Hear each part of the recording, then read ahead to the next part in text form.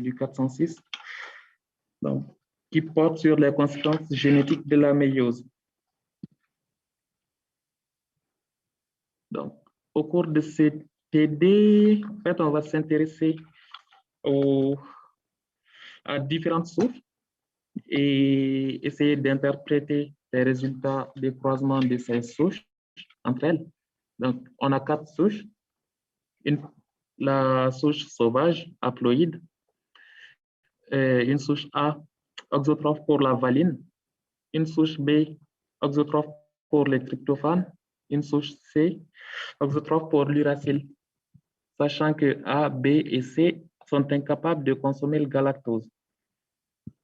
Et on nous indique que dans tout l'exercice, on ne doit pas prendre compte du type sexuel et de toujours considérer qu'on dispose d'une souche du type sexuel requis pour le croisement. Donc, selon vous, quelle devrait être la composition du milieu de culture pour chacune des souches?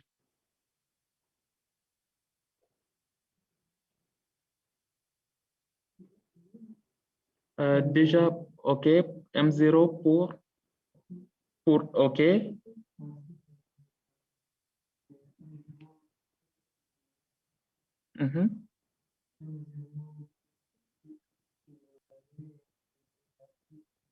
OK, OK, parfait. Du coup, ça sera M0 pour la souche de référence, M0 plus valine, pour A plus tryptophane pour B et plus uracile pour C. Du coup, pour ce qui est de l'incapacité de A, B et C à consommer le galactose, est-ce qu'on tient compte de cette incapacité-là ou pas?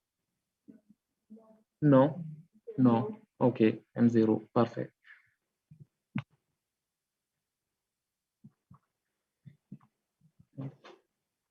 Donc, dans la première partie du TD, on s'intéresse aux résultats des croisements de A avec la souche de référence, de B et C avec la souche de référence.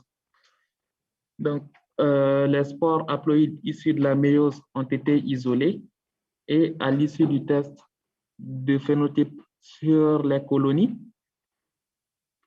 sur boîte, les auteurs ont fait les tableaux suivants. Donc, c'est le tableau que vous avez qui est projeté là. Et, okay,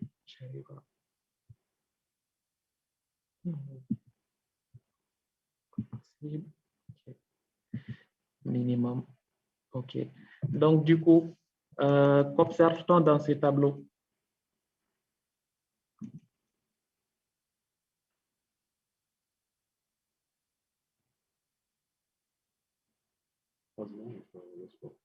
D'accord. On regarde l'oxotrophie ou la prototrophie et la capacité à utiliser le galactose ou pas des descendants issus des croisements. Et qu'indiquent les chiffres qui sont dans le tableau du coup?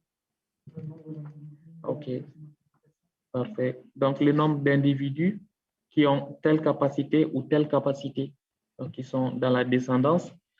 Et du coup, qu'est-ce qu'on regarde comme caractère génétique ici?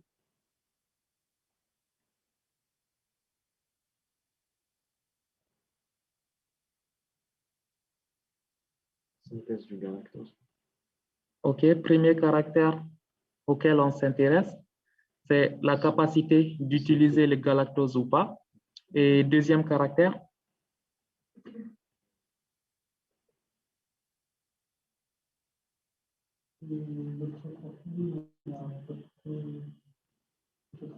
OK. Donc, premier caractère, la capacité à utiliser le galactose ou pas. Second caractère, l'oxotrophie ou la prototrophie pour un acide aminé donné pour chacune des souches A, B et C. Et du coup, je suis allé un peu vite. Non, OK. Du coup, quand on regarde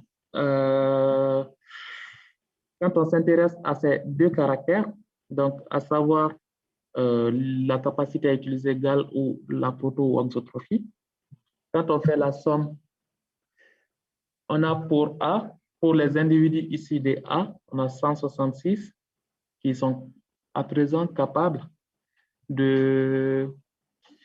d'utiliser le galactose, 180 qui n'ont toujours pas cette capacité. Et pour ce qui est de l'auxotrophie et de la prototrophie, on est à 172, 175.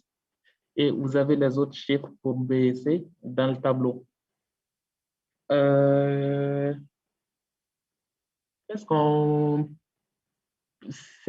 Qu'est-ce qui frappe à l'œil dans ce tableau à première vue?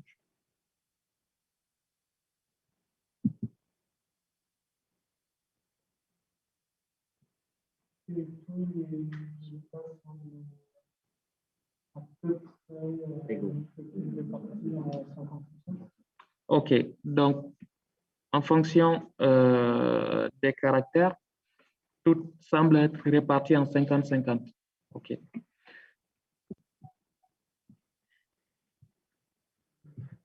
Je vais y arriver. Et du coup, ce serait quoi l'hypothèse génétique la plus simple qui...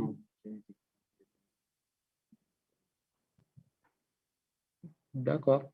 Donc, du coup, le fait qu'on observe des individus chez lesquels il y a eu phénotype récombiné nous indique qu'il y aurait qu'il n'y aurait pas de liaison génétique.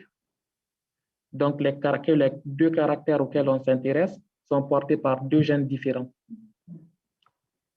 OK. Et on ne peut pas aller plus loin avec ces tableaux.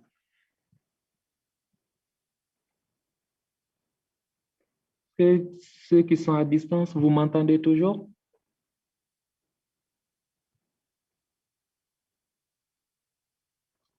OK. Et c'est clair pour vous? N'hésitez pas à poser des questions si vous ne comprenez pas quelque chose.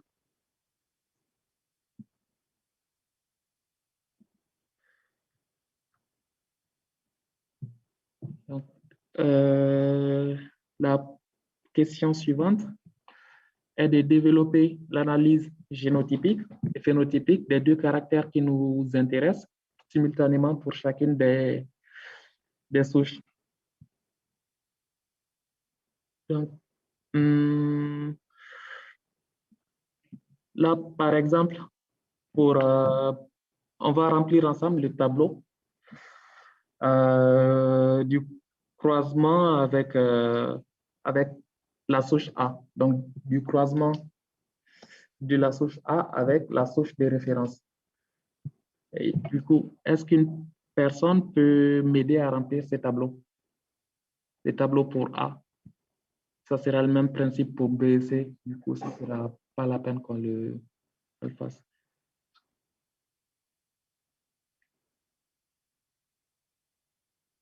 Donc, en termes de génotype, qu'est-ce qu'on aura dans la descendance du croisement avec A? Là, sur la diapo, je n'ai pas mis le... OK.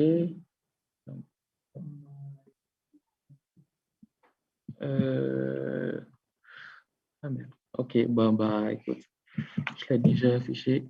Je voulais... OK. Donc, on a val moins, gal moins, val plus, gal moins, val moins, gal plus et val plus, gal plus. D'accord. OK. Donc, en termes de proportion attendue, on s'attend à avoir un quart des spores par rapport au nombre de spores total, donc par génotype. Et pour ce qui est des proportions obtenues, est-ce que ces proportions collent aux proportions qui sont attendues?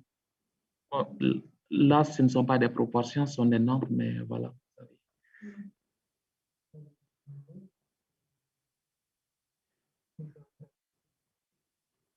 D'accord. Donc,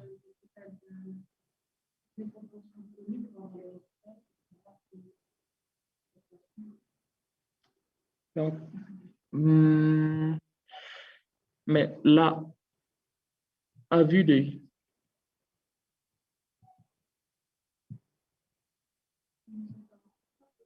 ouais, à vue d'œil, est-ce que vous pensez que cette proportion colle pour A? Oh, OK, donc ça colle. Mais pour avoir le cœur net, il faudra faire un test de qui 2. D'accord. Et pour B,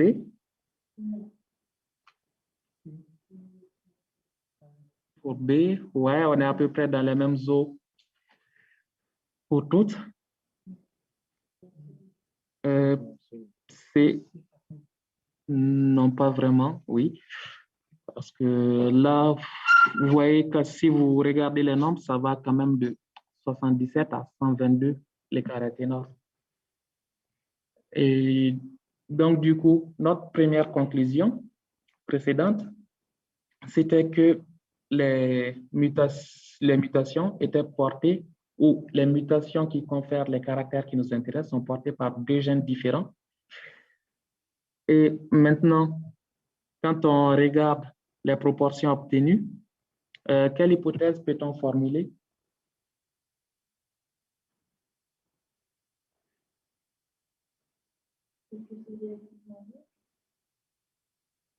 Alors, que les gènes sont génétiquement liés, en disant génétiquement, tu veux dire physiquement?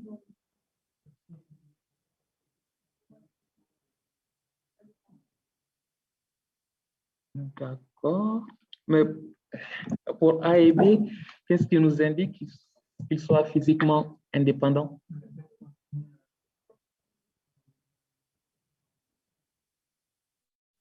Oui, mais ça nous indique l'aspect génétique et pas l'aspect physique. Tu peux, tu peux avoir deux gènes, l'un à côté de l'autre, et chaque gène porte un caractère donné. Mais dans ce cas, si les deux gènes ne sont pas physiquement distants, ouais, ils sont physiquement liés, tu vois. Mais génétiquement,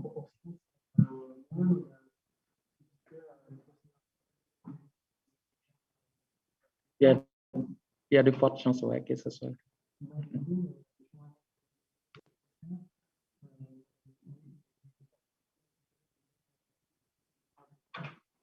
OK. Je suis d'accord.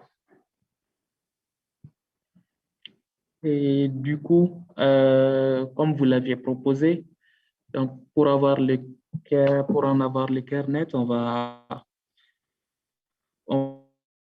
faire des tests de Ki2.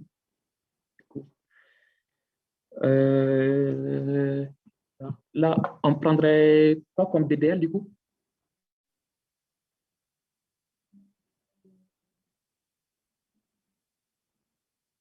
Un degré de liberté? OK. Et pourquoi 3?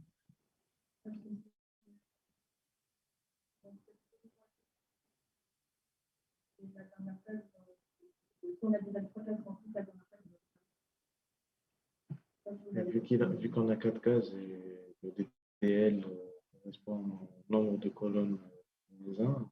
Oui, OK. Donc, on a 4 cases. Donc, le DDL, c'est le nombre de cases moins 1. OK. Donc, on prend un DDL de 3 du coup. Et bah, comment on calcule l'équilibre? Ça, vous l'avez vu en cours ou dans les TD antérieurs ou pas encore? Si, OK. OK. Pardon? Oui.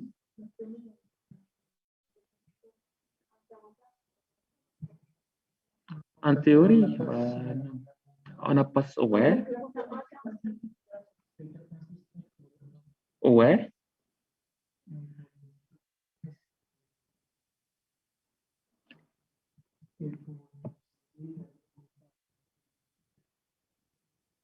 Oui, on va tester une hypothèse H0 selon laquelle on est à un quart.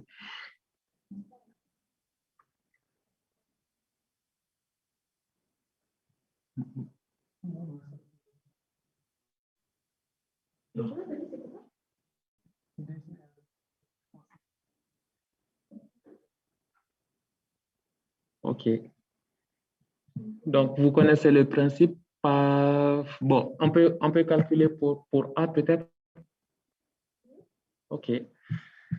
Donc, du coup, je ne sais plus si vous m'entendez, qui sont sur Zoom.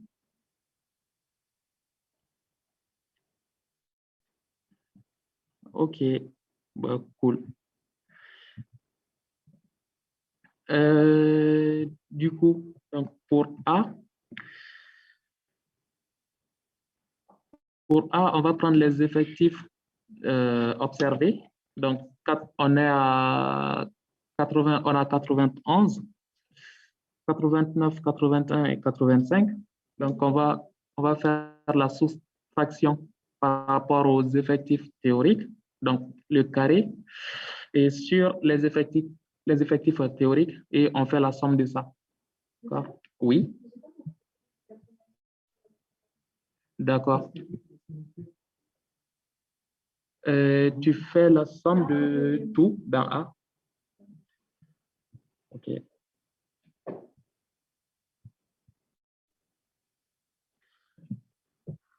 Donc, du coup,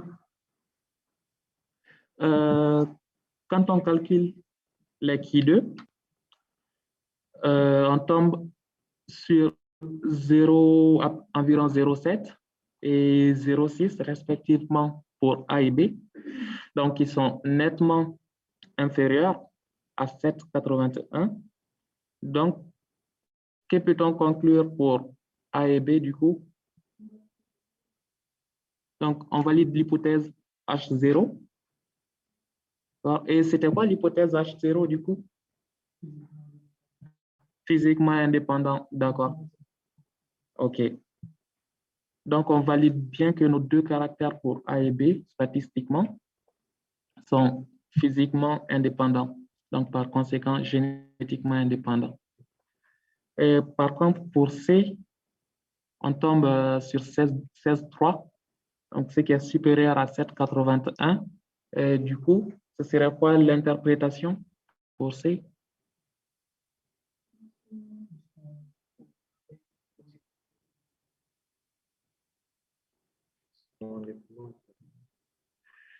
Bah, on ne peut que rejeter l'hypothèse. On ne peut pas interpréter au-delà l'hypothèse. Oui, l'écart est énorme, je suis d'accord. Mais après, on ne peut jamais surinterpréter. On part d'une hypothèse que nos deux gènes sont indépendants génétiquement. Donc, du coup, bah, on n'arrive pas à valider l'hypothèse. Voilà. On s'arrête là.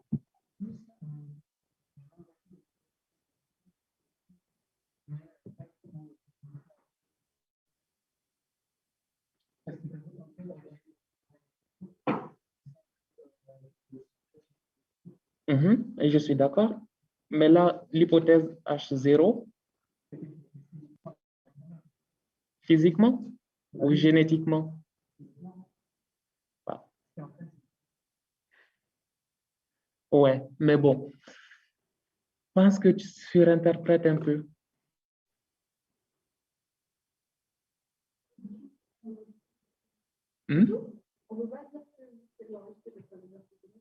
Bon, si elle est...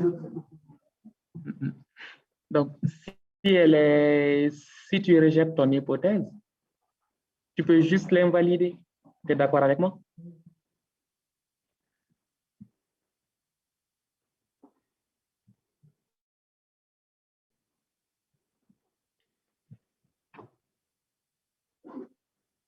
Donc, les conclusions, c'est ce qu'on disait. Donc, il y a... Donc, il y a une liaison génétique pour la souche C. Pardon?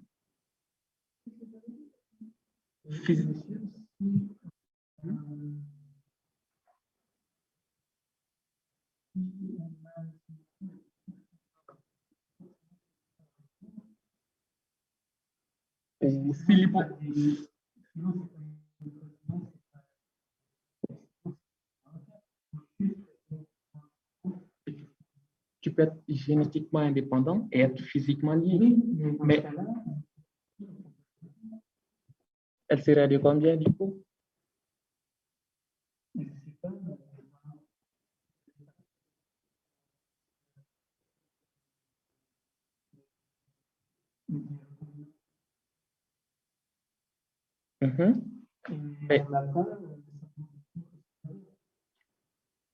Mais là, on s'intéresse à deux caractères. On est d'accord? Donc, tu peux soit avoir ton caractère en plus ou en moins. OK? Donc, tout ce que tu peux conclure quand tu vas tester ton hypothèse avec un test de Ki2, c'est une liaison génétique. Ce ne serait pas une liaison physique.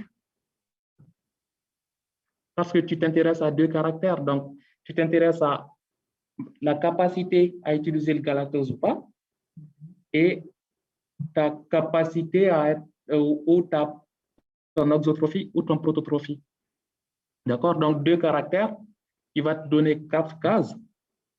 Donc là, tu testes seulement, tu cherches à savoir si tes deux caractères sont portés ou les phénotypes qui confèrent tes mutations sont portés par un seul gène.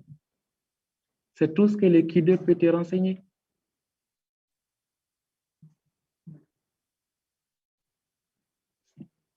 Donc, qu'il soit physiquement lié ou pas, ça, je sais pas. Mais ce qui est sûr, pour C, tu dis il y a une liaison génétique. Donc, en surinterprétant, ça suggère qu'il y a forcément liaison physique.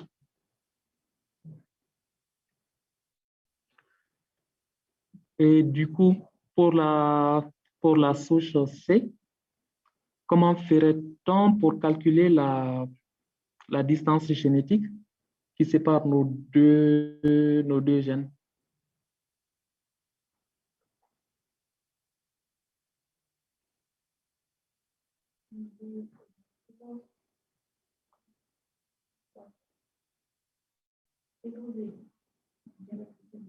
Ouais, fréquence des gamètes récombinés, d'accord.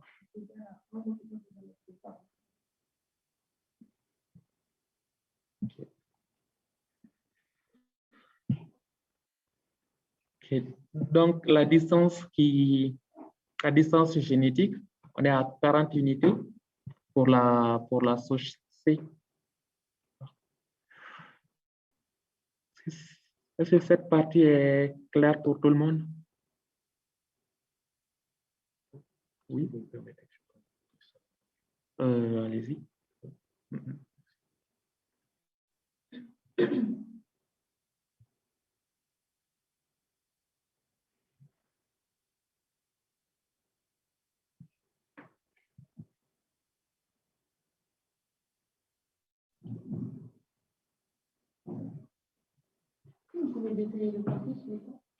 Pardon? Ici? Donc, c'est la fréquence, tu calcules d'abord la fréquence des récombinés. Donc, si tu reviens dans ton tableau, je pense que ça doit être le tableau initial, non?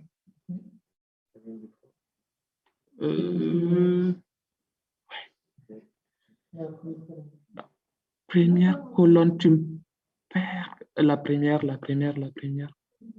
Ah, pour C, ouais. Donc, c'est là. Mhm.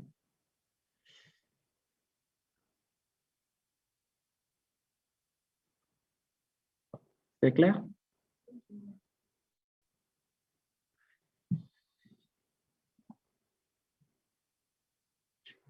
C'est de la méiose survenant dans le troisième diploïde C.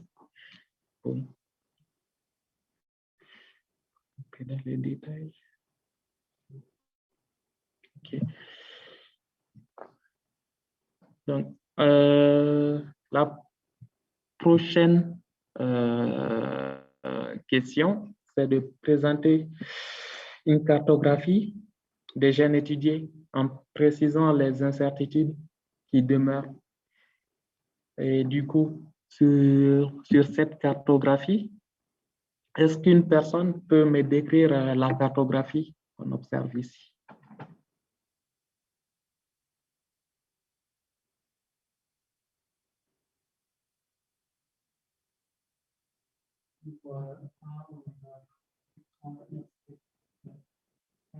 Oui.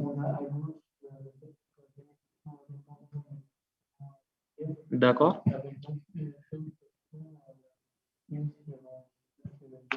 Oui.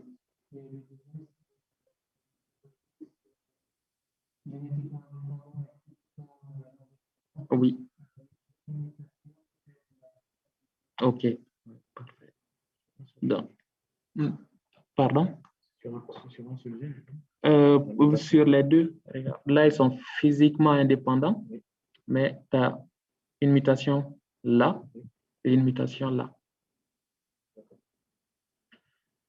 Là, c'est quand ils sont liés physiquement. Et là, c'est quand ils sont physiquement indépendants, génétiquement liés. Je raconte n'importe quoi. Ne m'écoute pas. Oui, génétiquement indépendant, mais qu'est-ce que je raconte? Mais physiquement liés ici. Et pareil pour B. Et par contre, pour C,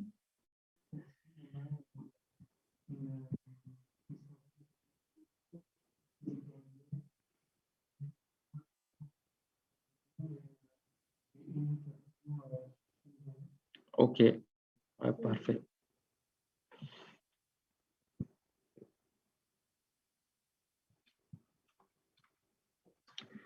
Donc, du coup, par rapport aux incertitudes qui demeurent,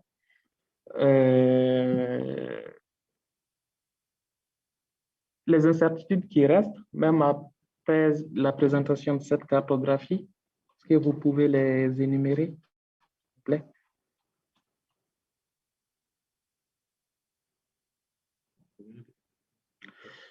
Quelles incertitudes demeurent à cette étape?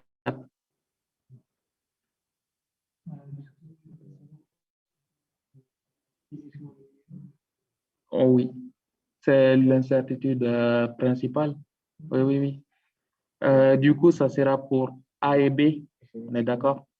Non, ils sont génétiquement indépendants. Ça, on l'a vu avec les tests d'IQ2.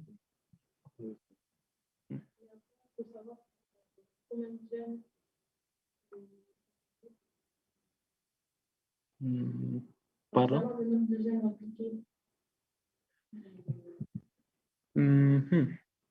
Mais là, on s'intéresse à deux gènes, on est d'accord?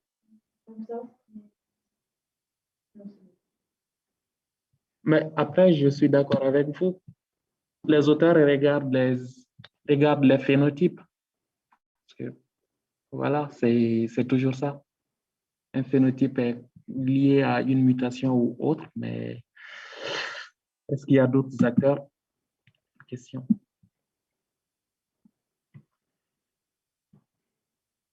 Donc, du coup, par la suite, les auteurs ont croisé les souches A, B et C entre elles. Donc, A croisé avec B, A avec C et B avec C. Et les résultats sont présentés dans ces tableaux. Est-ce qu'une personne peut me décrire ce qu'on observe dans ce tableau?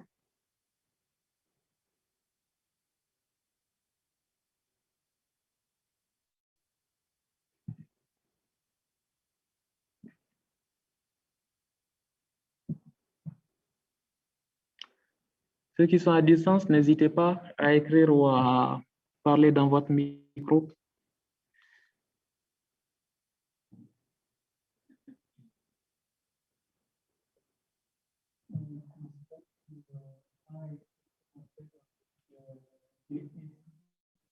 D'accord. Donc là, on est d'accord, on est en train de regarder un tableau de complémentation.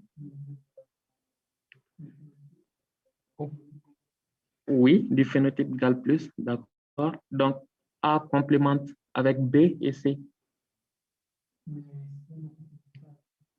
C ne complémente pas avec B. OK. Et du coup, quelle précision nous apporte ces croisements quant au phénotype et au génotype? Sachant que les diploïdes ont un phénotype GAL+. OK. Donc, les précisions, c'est que, du coup, quelles seraient les conclusions si A complémente avec B et C?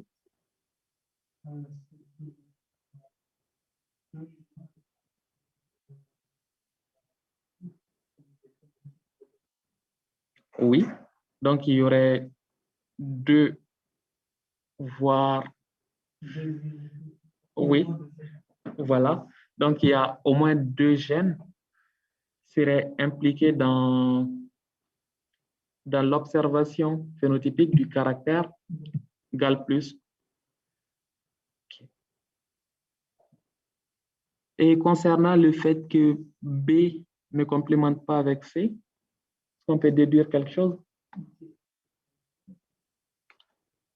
OK, soit mutés sur les mêmes gènes. D'accord. C'est une hypothèse.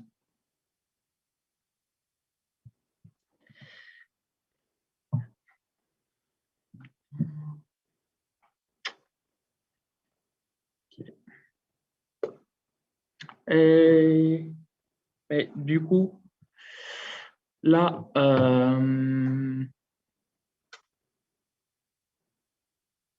vous ne l'avez pas sur votre poly, mais il est précisé que chez C, on a gal 1C et chez B, on a gal 1B. Et du coup, ils sont mutés sur le même gène, d'accord? Ouais. Mais quelle autre information on peut tirer de ça? Peut-être que la combinaison de gal 1B et gal 1C ne restaure pas le phénotype GAL+.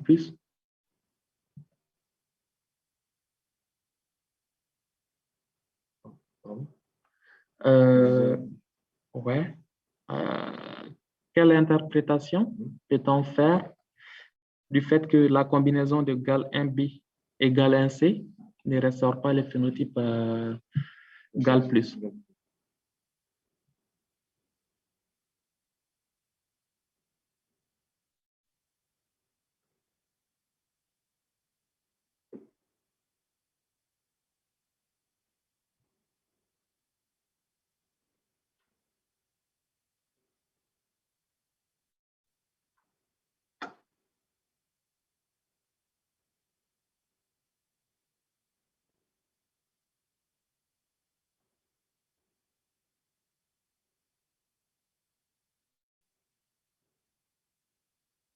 C'est soit B aussi qui possède au moins un des deux qui possède le phénotype, un phénotype également qui est récessif par rapport à Est-ce qu'on peut parler de récessivité ici? Je ne pense pas. Je ne pense pas. Peut-être parce que gal plus est dominant. Mais là, est-ce qu'on aurait un gal plus en face? Non. Soit on sera gal 1b face de gal 1c. Du coup, on croise deux haploïdes pour arriver à un diploïde.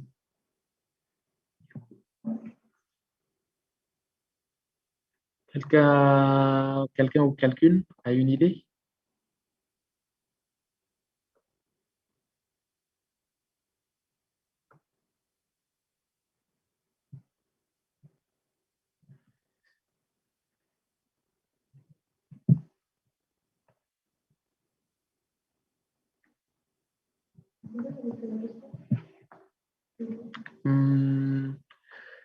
Que peut-on conclure du fait que la combinaison de gal 1b égale 1c ne se complémente pas?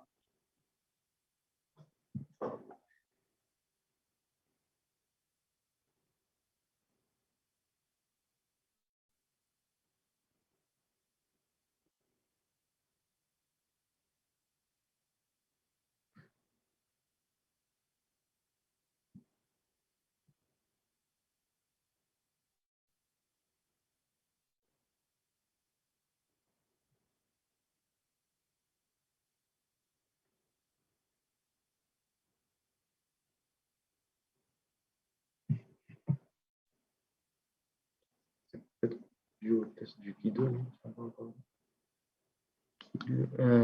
Non, pas par rapport à ça.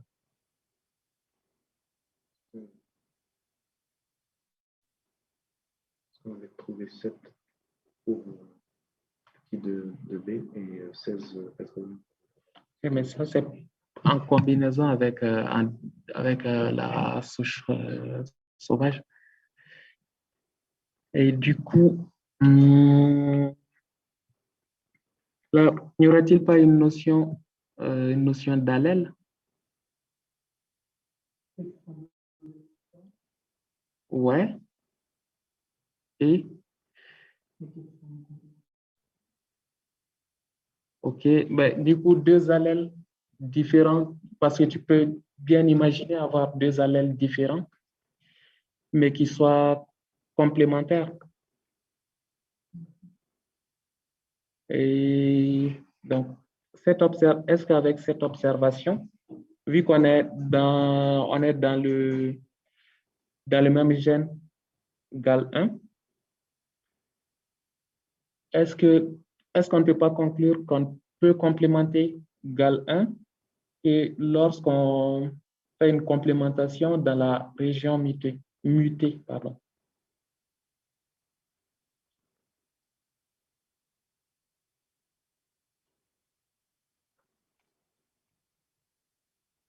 Tu as un gène, ou si tu veux, tu as un locus génomique où tu fais une première mutation à un endroit X et tu essaies de complémenter avec en apportant ces mêmes locus, mais avec une mutation Y, mais tu n'arrives pas à complémenter. Donc, c'est que pour complémenter, tu as besoin d'un sauvage.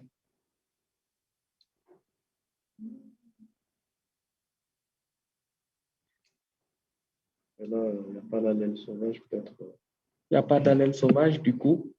Mais c'est une complémentation. Parce que là, ce qui diffère avec de la C combinée avec la A, par exemple, c'est que la A, elle est mutée dans GAL2 et non dans GAL1. Donc, tu apportes quand même une portion sauvage du moins.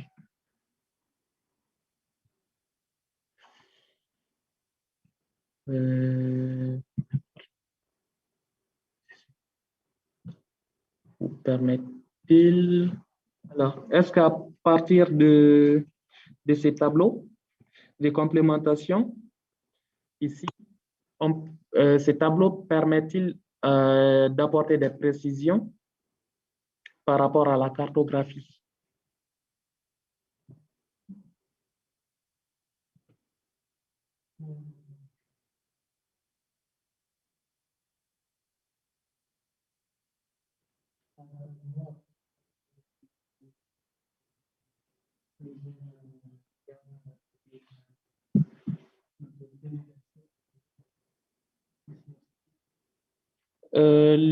Que les gènes de Gall de B et de C et de B et de C sont les mêmes. Ah oui, oui, oui, oui, ah oui, oui, je suis d'accord. Ah oui, oui, oui, oui. Oui, oui, oui, c'est clair. OK.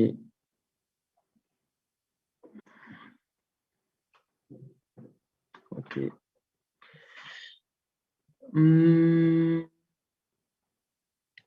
Et du coup, selon vous, quelle information nous manque ici je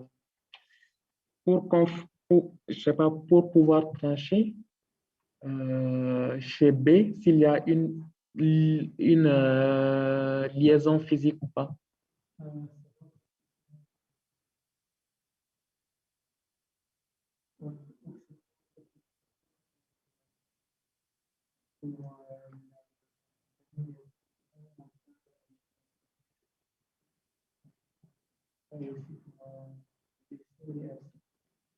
Ouais.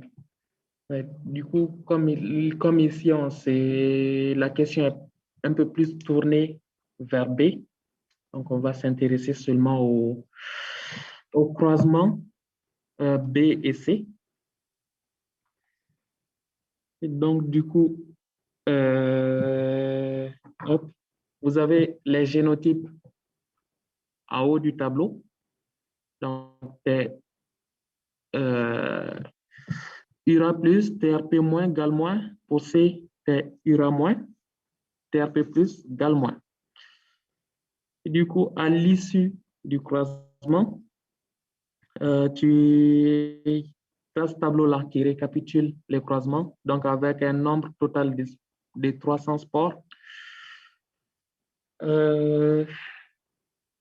Est-ce qu'une personne peut me décrire le tableau?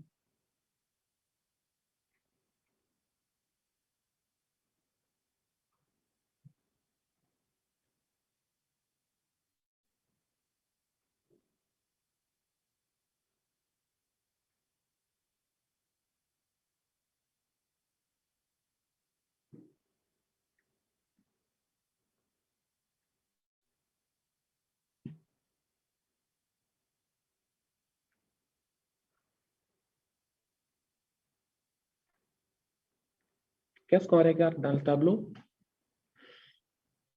Par exemple, là, sur la seconde ligne, qu'est-ce qu'on a?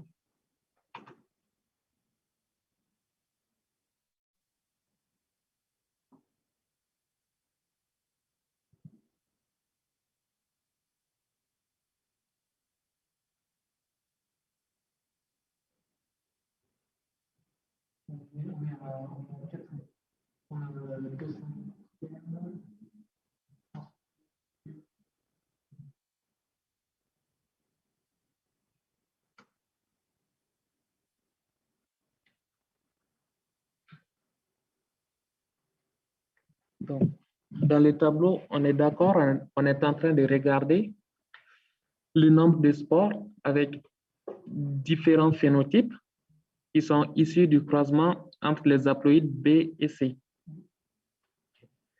Donc, des sports qui sont URA neg, TRP pose et GAL neg, on en a 125.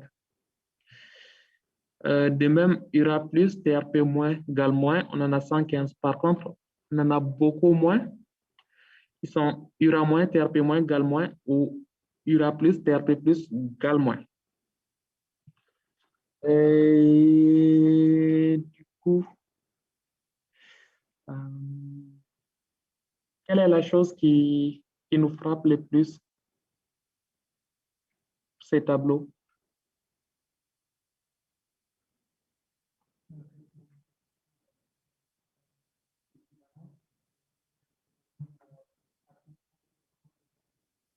D'accord. Il y a autant de gamètes parentales que de combinés. Autant de parentaux que de recombinés? Non. L'un par rapport, d'accord. D'accord. Donc, on est d'accord, il y a plus de gamètes parentaux que de gamètes recombinés. Ouais. OK. Et du coup, quelle précision apportent ces résultats du coup, si on a plus de parentaux que de recombinés?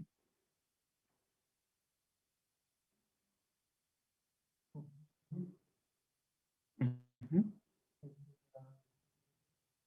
Ouais. Donc, il y a une liaison physique.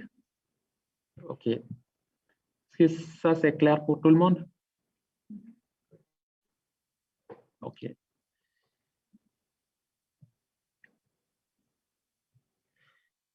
Donc, du coup, si on calcule la distance, on est à 20 unités de recombinaison.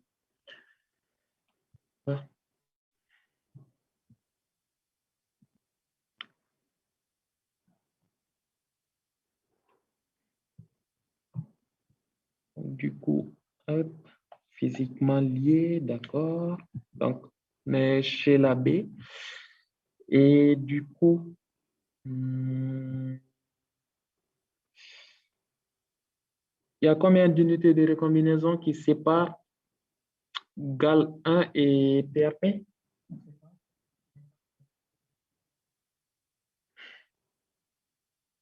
Ouais, OK. Et du coup, oui, mais au minimum,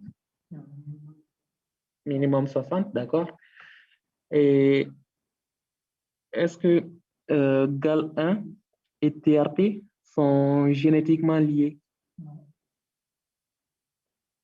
OK. Donc, il y a un minimum de 60 et ce qui est supérieur à 50, bien sûr.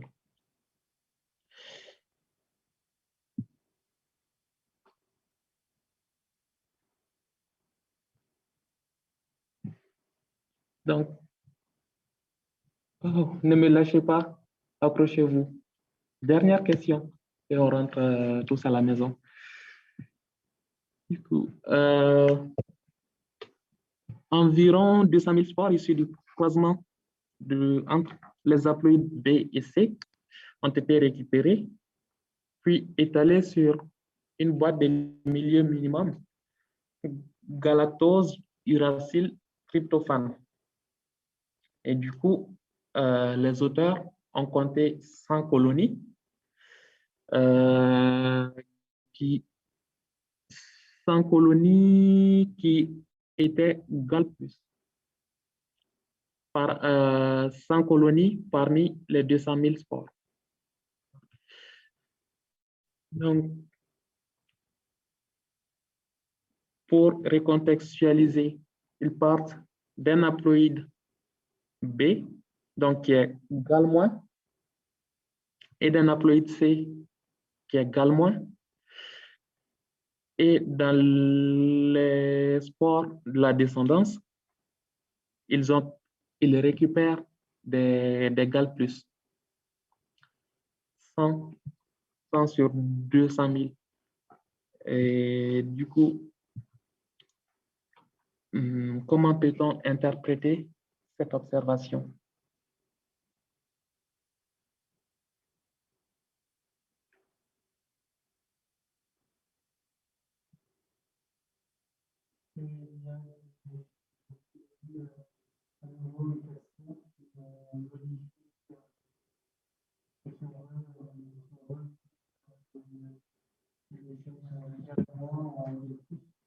D'accord. Donc, oui, c'est une première hypothèse qui tient la route. Donc, tu veux parler là de mutations spontanées? OK. Donc, qui ont pour effet phénotypique, un effet suppresseur ou soit d'avoir des révertants. OK. Oui, ça tient la route, sauf que là, on a 100 sports sur 200 000. Si tu calcules la fréquence, tu as 1 pour 1000, ouais. Donc, tu as 1 pour 1000. 1 pour 1000, c'est 10-3, du coup. Ouais, une fréquence de 10-3, c'est quand même énorme pour des mutations spontanées. Les mutations spontanées, en général, on est dans des ordres. Voilà, on est dans ces ordres-là, vers les 10-6, 10-7 plus. Et donc, vu la fréquence élevée qui est de 1 pour 1000,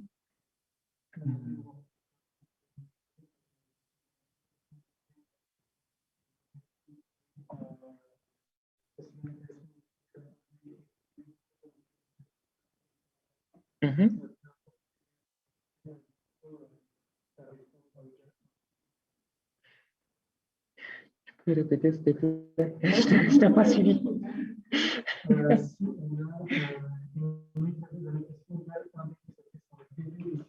OK, au début du gène, on a galin B, d'accord? On a galin C, d'accord? Ouais. OK. Ouais.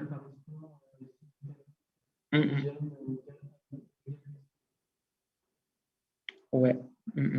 Ça tient plus la route que les mutations spontanées, ouais. Donc, on parlerait dans ce cas d'une recombinaison intragénique, du coup, qui restaure les phénotypes. D'accord. OK. Donc, ouais, l'interprétation serait qu'on a des recombinaisons intragéniques. Ça soulève encore l'éternelle question de la définition d'un gène.